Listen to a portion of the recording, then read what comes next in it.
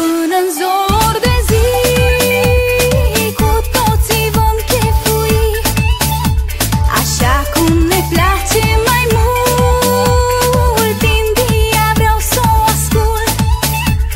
Hai și tu, nu spune nu, încălzește-ți sufletul și nu uita că e ziua ta. La mulți ani, dragă prieten, tu, dragă prieten, ai fost mereu lângă mine și-ți doresc doar fericire și iubire. La mulți ani, dragă prieten, tu, dragă prieten, ai